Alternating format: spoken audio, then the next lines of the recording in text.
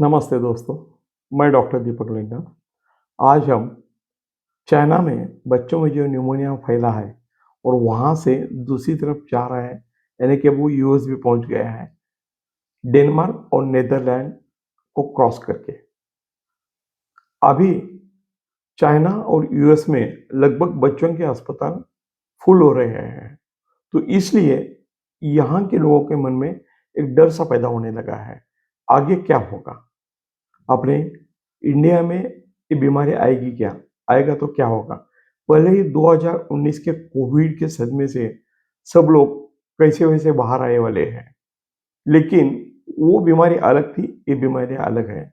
ये क्या है? इसके बारे में हम जानेंगे। बच्चों में मिलने वाले इस न्यूमोनिया की चाइना में जब स्टडी की गई, तो माइकोप्लाज्मा न्यूमोनिया इस नाम का बैक्टीरिया उसके लिए जिम्मेदार पाया गया। इसमें एक या दोनों फेफड़ों में न्यूमोनिया होता है, जो कि सफेद-सफेद चट्टे जैसा दिखता है, इसलिए इसे कहा गया है व्हाइट लंग न्यूमोनिया सिंड्रोम। लेकिन जब ये फैलते हुए यूएस में आया, वहाँ पे जब स्टडी हुई, तो वहाँ पे वायरस, बैक्टीरिया तथा कुछ वातावरण के फैक्टर्स को भी जिम्मेदार पकड़ा गया। तो धीरे-धीरे यह अभी डेनमार्क और दूसरे इसमें भी फैल रहा है। तो अभी ये पूरे जगत के लिए चिंता का विषय बन रहा है। अभी हमें ये देखना है कि ये भारत में प्रवेश करेगा या नहीं। इस बीमारी की शुरुआत चाइना में मई 2023 में हुई।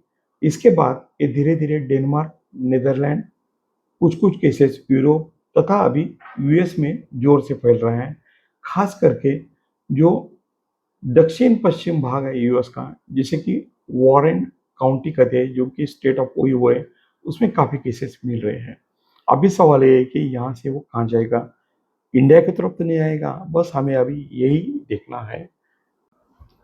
जब हम एक दूसरे से मिलते हैं और किसी को तो यदि कुछ तो वायरल इन्फेक्शन होगा और वो एक दूसरे में जब एक्सचेंज हो जाता है, तब अपनी इम्यूनिटी सिस्टम एक्टिव हो जाती है और उसके अगेंस्ट एंटीबॉडीज अपने शरीर में तैयार हो जाती है। ये एंटीबॉडीज आगे जब वो बीमारी होती है, तो उसके लिए उपयुक्त होती है और वहाँ पे वो अपना जंग लड़ती है। लेकिन अभी कोविड पीरियड में हम सब लोग घर पे बैठे थे, बच्चे भी घर पे बैठे थे।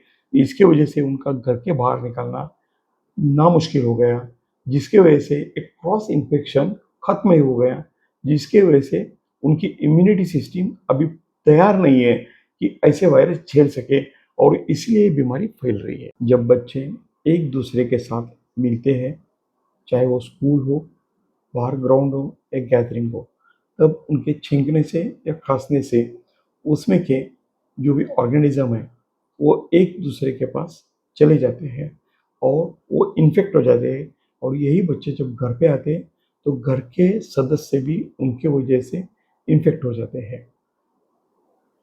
तो खास करके ये बीमारी उन लोगों में ज़्यादा फैलती है जिनको डायबिटीज़ है, ब्लड प्रेशर है या हार्ट की कोई बीमारी है, जिनका किडनी लिवर का ट्रांसप्लांट हुआ है या जिनके फेफड़े ठीक तरह से काम नहीं कर रहे हैं या जिनको ऑटोइम्यून डिसऑर्डर है या इनकी जिनकी की इम्यून सिस्टम बराबर काम न करने की वजह से होने वाली बीमारियां हैं।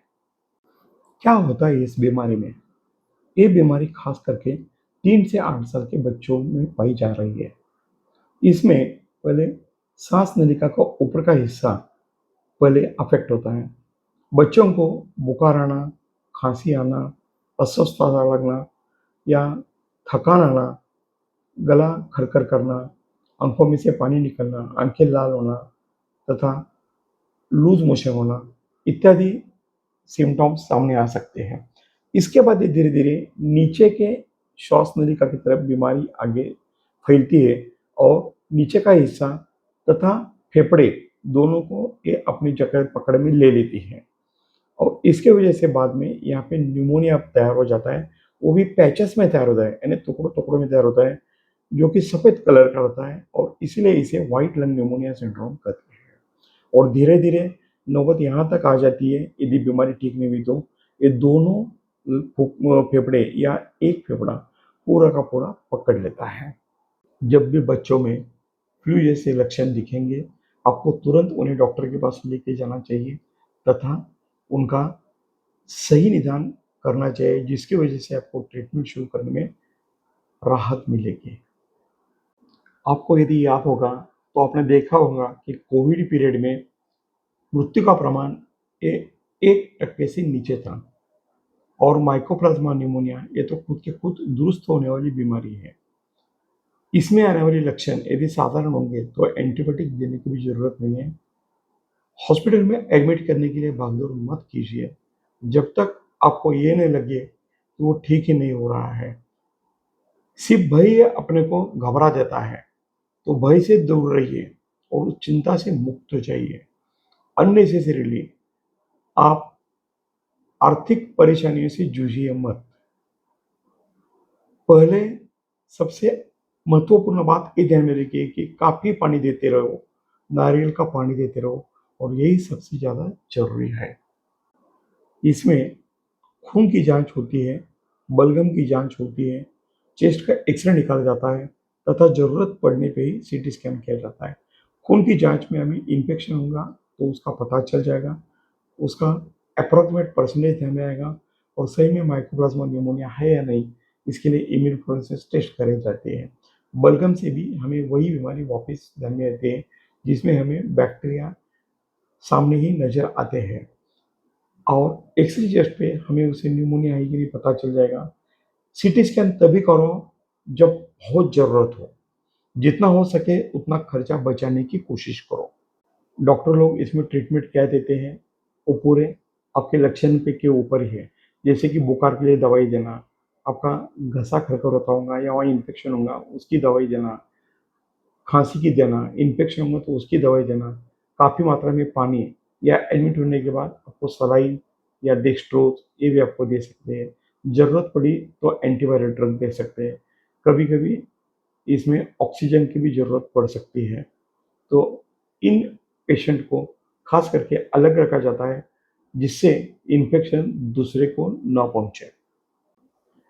सबसे अच्छा ये है कि बीमारी होने के पहले उसे नज़दीक कैसे न आने दे, इसके लिए हमें ध्यान रखना है।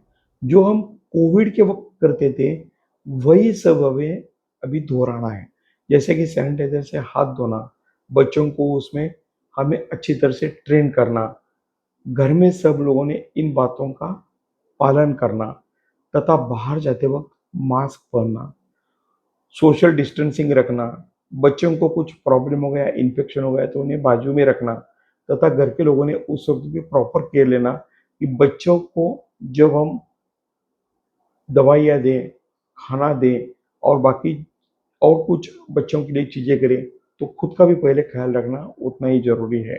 और थोड़ा बहुत भी फ्लू जैसे सिम्पटम्स बच्चों में, दूसरे बच्चों में दिखते हैं, तो उन्हें कभी भी स्कूल मत भेजिए। यदि बच्चों को पहले से ही खाँसी की बीमारी, फेफड़े की बीमारी और दूसरी कुछ बीमारी काफ़ी दिन से चल रही होंगी और उनमें थोड़े बहुत भी फ्लू जैसे लक्षण दिखाई दिए, तो आप तुरंत डॉक्टर की सलाह लें। सबसे महत्वपूर्ण बात बीमारी न होने देने के लिए ये है कि आप अच्छा खाना खाओ, काफ़ी मात्रा में पानी पियो, आपकी लाइफ़स्टाइल अच्छी रखो तथा काफ़ी नींद लो, यानी 6 से 8 घंटे तक नींद लो। बस यही अपना गुरु मंत्र रहेगा, जिसकी वजह से इस बीमारी को हम नज़दीक नहीं आने देंगे। बिल्कुल घबराइए नहीं, अपने भारत देश में दवाइयों की कुछ भी कमी नहीं है। स्वस्थ रहे, मस्त रहे। Thank you.